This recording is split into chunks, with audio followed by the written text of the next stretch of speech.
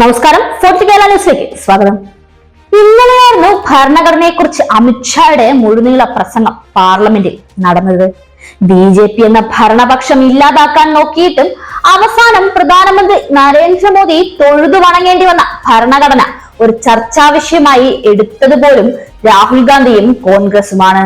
എന്നാൽ ന്യൂനപക്ഷങ്ങളോട് എന്നും അവഗണന കാണിക്കുന്ന അമിത്ഷാ ഭരണഘടന കർത്താവിനെ തന്നെ അപമാനിച്ചതാണ് ഇപ്പോൾ വിവാദമായിരിക്കുന്നത്.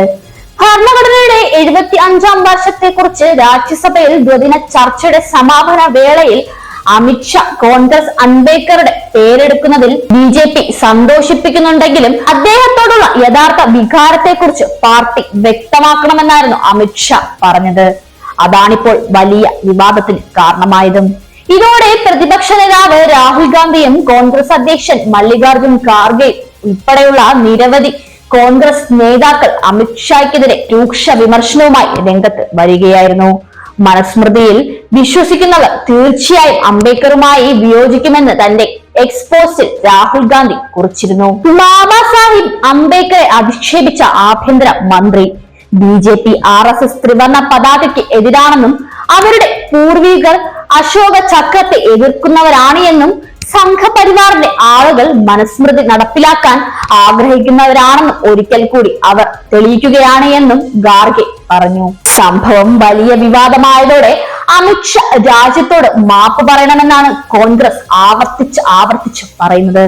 ഇതിന്റെ ഭാഗമായി ഒരു ക്യാമ്പയിൻ തന്നെ കോൺഗ്രസ് സോഷ്യൽ മീഡിയയിൽ ആരംഭിച്ചു കഴിഞ്ഞു.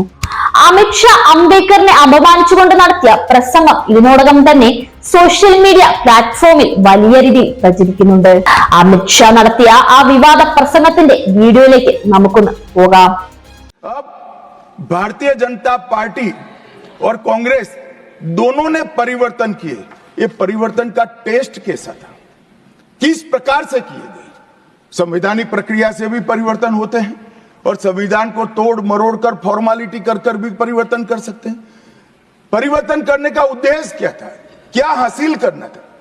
क्या हमारे लोकतंत्र को मजबूत करने के लिए परिवर्तन किए गए? क्या हमारे जिनको अधिकार नहीं है ऐसे लोगों को समकक्ष अधिकार लेने के लिए परिवर्तन किए गए, या अपनी राज्य सत्ता को टिकाने के लिए परिवर्तन?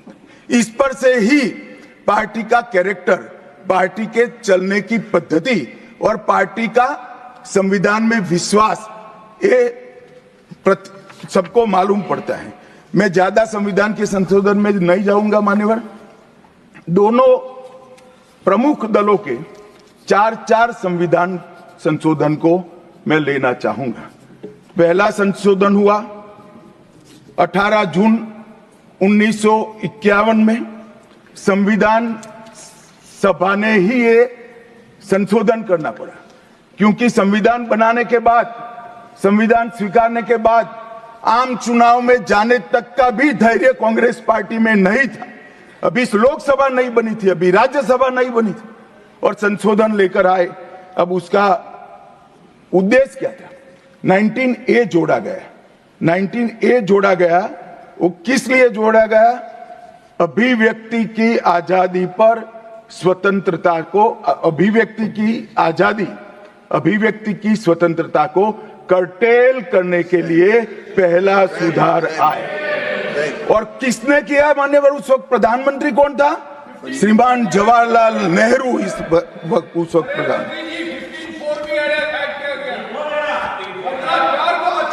आप बता चुके. अब मान्यवर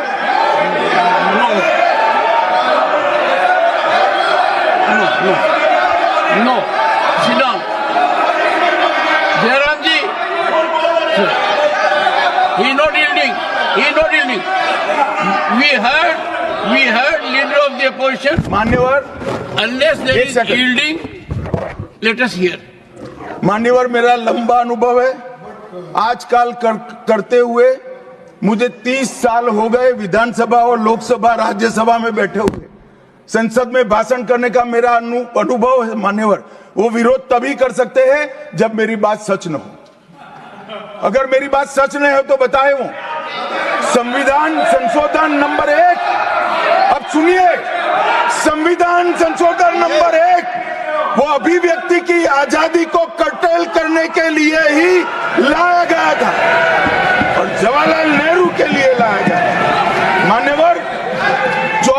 संविधान संशोधन 24वां संविधान संशोधन जवाहरलाल नेहरू जी की सुपुत्री इंदिरा जी उस वक्त प्रधानमंत्री थी।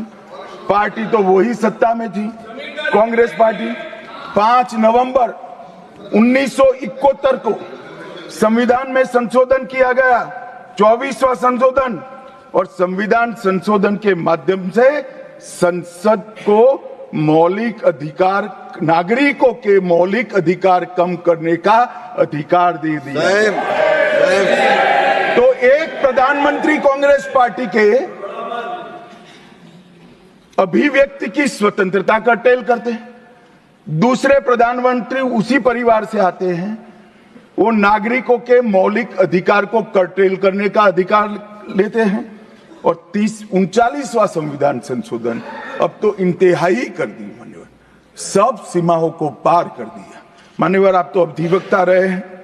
10 अगस्त 1975 का वो दिन हमारे संविधान के इतिहास में बहुत, जब भी जिक्र होगा काले अक्षरों से ही इसका जिक्र करना पड़ेगा। उस वक्त 39वां संविधान संशोधन आया मान्यवर। 39वां संविधान संशोधन क्या था?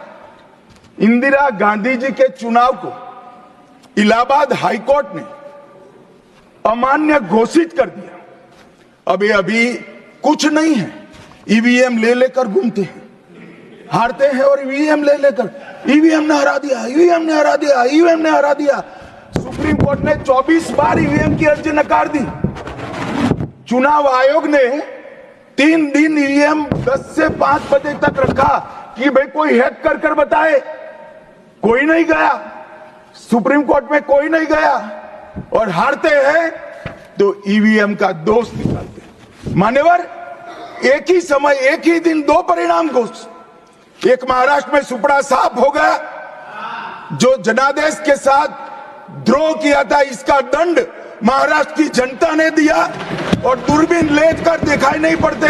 और उसी दिन वो झारखंड में जीते। तो महाराष्ट्र में ईवीएम खराब है और झारखंड में टप से जाकर नए कपड़े पहनकर शपथ ले ली। अरे भाई, जरा तो शर्म करो, जनता देख रही है। एक जगह ईवीएम सही है, एक जगह ईवीएम खराब है। मान्यवर, ऐसा कैसे हो सकता है? और मान्यवर, यहां पर इलाहाबाद हाईकोर्ट ने इंदिरा गांधी जी के चुनाव को निरस्त कर दिया, अमान्य किया। और उन्होंने संशोधन से प्रधानमंत्री पद की न्यायिक जांच पर भी प्रतिबंध लगा दिया। आपको जो करना है वो करो, कोई न्यायिक जांच नहीं है।